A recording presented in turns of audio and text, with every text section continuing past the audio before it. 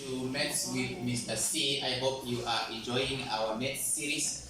And today we are launching our Analytical Geometry series. So if you are in grade 11 or 12 or even 10, this is your time to enjoy Maths with Mr. C. The problem that we have today in the diagram, K, L, M, and N, these are the vertices of a parallelogram. That is very important. The name of the shape has been mentioned, and R is the midpoint of LM. That is our point R.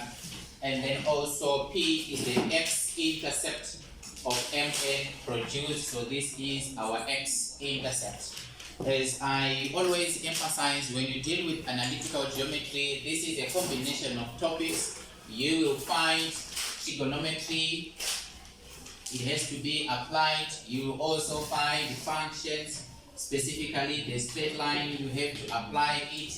You also find your Euclidean geometry. It also has to be applied, dealing with the properties of shapes. You also deal with the basic straight lines, y is equal to mx plus c, and you are meant to enjoy the chapter. You can also go to the extent of having the sine rule, cosine rule, and area rule. You combine all of them to come up with a dual of your problem. Now, the first question says, calculate the gradient of KL. But before we do that, we need to appreciate the name of the shape as a parallelogram. Therefore, we need to mark all the features of the parallelogram that has been given. So we can mark this side is parallel to that side, and then this one is also parallel to this one. This is very important because the parallel lines can help us to unpack the gradient of the required straight lines. They are not only parallel, we also have this one being equal to that, and this side is also equal to that side. This is very, very important. And you can also take note of the diagonals. And in this case, we have one diagonal from L passing through R to N, and then you can even join this diagonal as well. It will unpack a very critical feature. So you can join here using a dotted line to create your diagonal. It's very important. Now we need to note the properties of the diagonal of a parallelogram. The first one is that these diagonals, they bisect each other. In other words, this is equal to that, and also this is equal to that. And R stands as the midpoint of the parallelogram. Now, according to our question, the first one says calculate the gradient of KL. So in this instance, we have item number 1. We need M of KL. It's very important to reference your gradient that you are working. So our basic formula for gradient is y2 minus y1 over x2 minus x1, which will be equal to our line K, and then L. We can choose to have this as point number 2 and this one as point number 1. So we will have 6 minus 4 all over 3 minus 1. Now, if you check here, it's very important to separate the negative for the formula for the gradient with the negative that is there originally on the point. Calculating this, we take note 6 minus 4 is 2, and then 3 minus 1 is 4. Therefore, we cut our gradient to be equal to 1 over 2. This is the first part, and then you earn your 2 marks thereafter. So we have the gradient of KL as 2, which means we can also take note of the gradient of NM as also 2 because they are parallel lines. Then the next question is 3.1.2, calculate the coordinates of R. We need to define point R according to the system. R stands as the midpoint of L and N, as well as the midpoint of K and M. But because we do not have M, we're going to make use of L and N. Therefore, our midpoint formula stands as follows: x1 plus x2 all over 2, and then y1 plus y2 all over 2.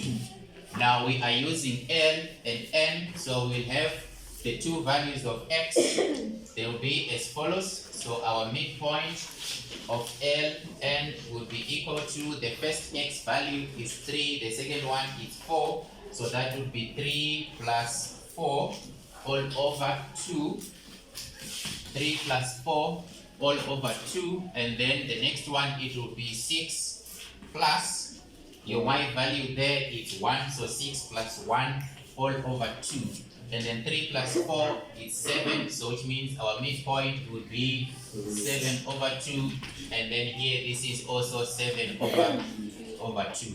Do not worry about expressing it as a decimal. You leave it like that as 7 over 2. Now this is a point that we have found.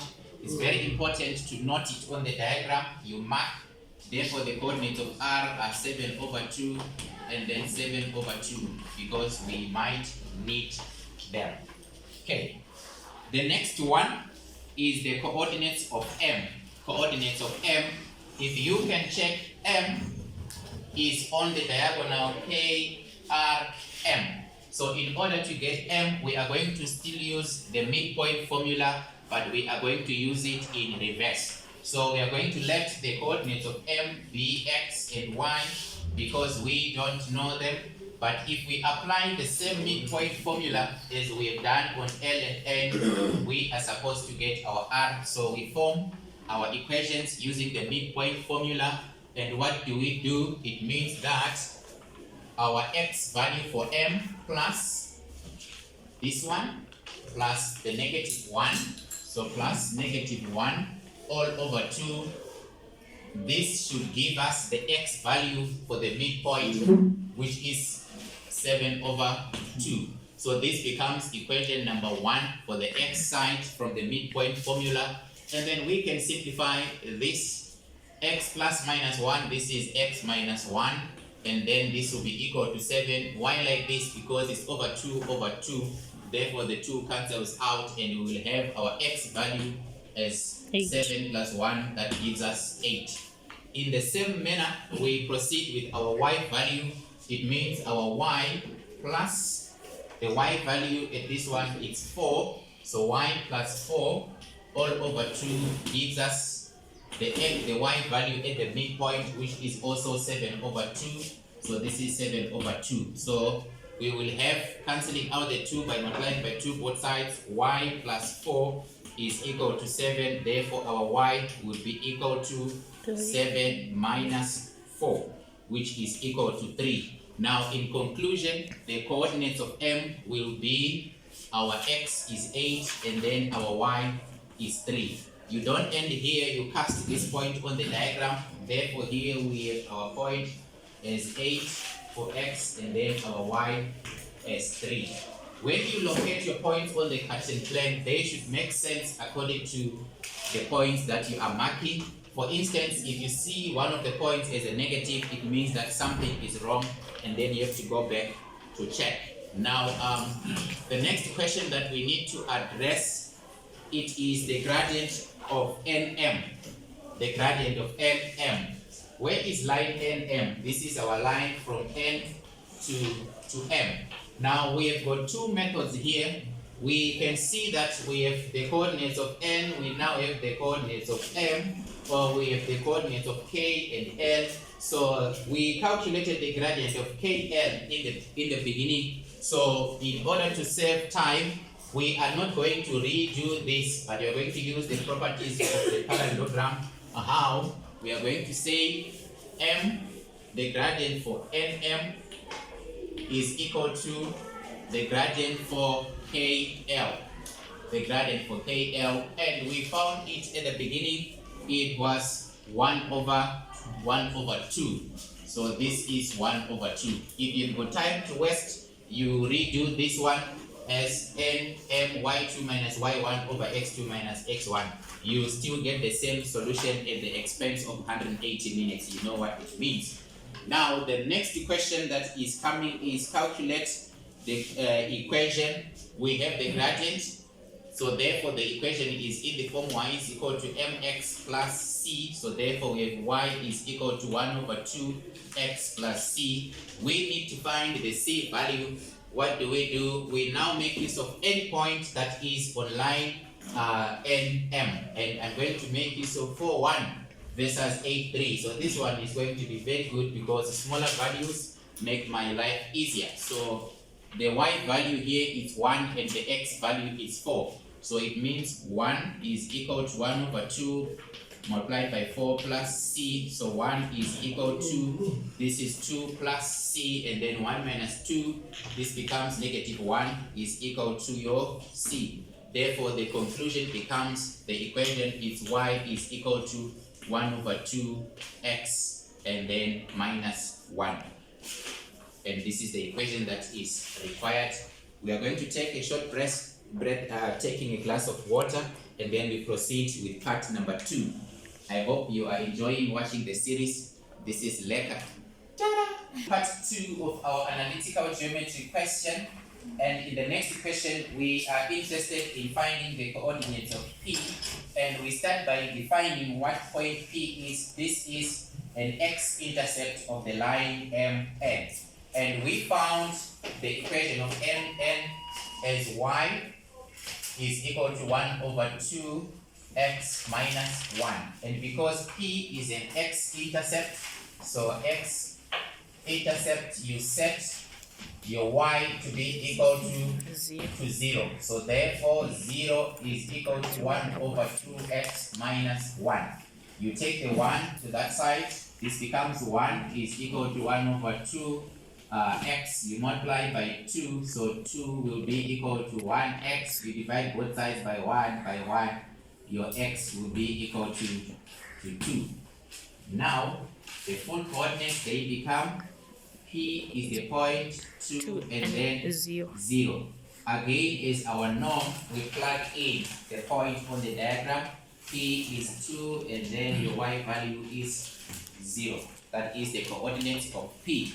The next question is find the size of theta. The size of theta, that is the angle of inclination of PM. Now, if you remember our formula for angle of inclination, it is tan theta is equal to m. So we need the gradient of mn, the gradient of this one. Right, again, if you want to waste the time, you can redo the gradient by saying y2 minus y1 over x2 minus x1. But it's not necessary because we can pick the gradient from the equation y is equal to mx plus c. So our m is equal to 1 over 2. So therefore, tan theta is equal to 1 over 2. And then when you simplify, your theta will be equal to shift tan 1 over 2. 26. And then from your calculator, we get how many degrees? 26.57. 26.57 degrees. It's very important to take note that when the gradient is a positive, your angle is acute. And then you mark this angle on your diagram. This is your 26.57. So I will mark it here. This is 26.57 degrees. Done. Then the next question is determine the size of KPN. There is our K, and this is our P, and this is our N. So this is an invisible line that we are presented with, so we need to join K and P. So there is our K and this is our P. So we have to join to create the line.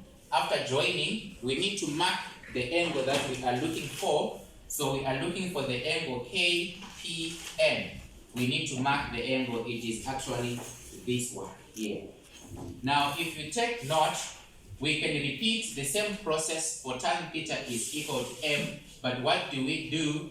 We find the full length that is starting from here up until we meet the line. And then after finding this angle, we are going to proceed by subtracting 26.57 in order to get that. So we repeat now, we need the gradient of KP. So we start M for KP. M for Kp is equal to y2 minus y1 over x2 minus x1. So which means we can say 4 minus 0.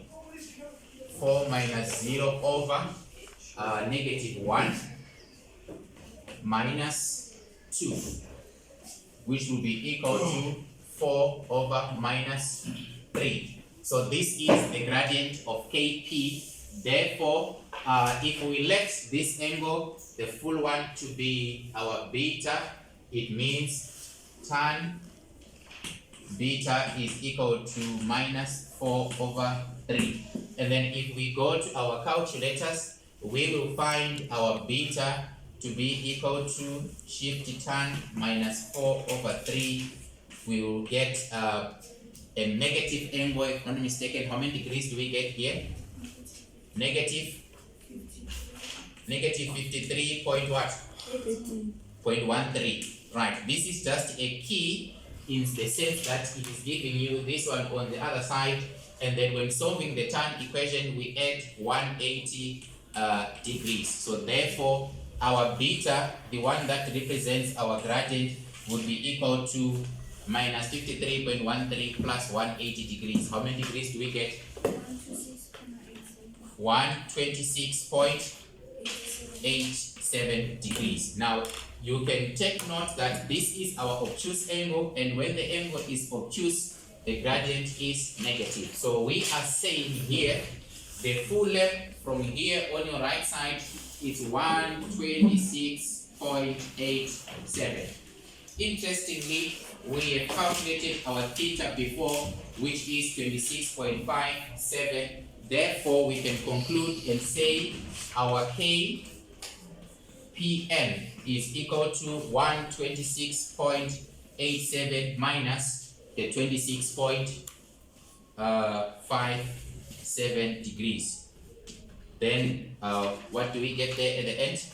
100.30 degrees. This is the size of Kpn. So here you can now mark this is 100.3 degrees. This is what was required. And I hope you are enjoying this. This will give you 4 marks. Now, in the next question that we are going to look at after the break, we are going to look at how to find the size of alpha here and also the area of the original parallelogram. Thank you very much. Keep on watching. Don't forget to subscribe, like, and share, and press the bell so that you get notifications each time we drop in these videos. Coming back again after a short break.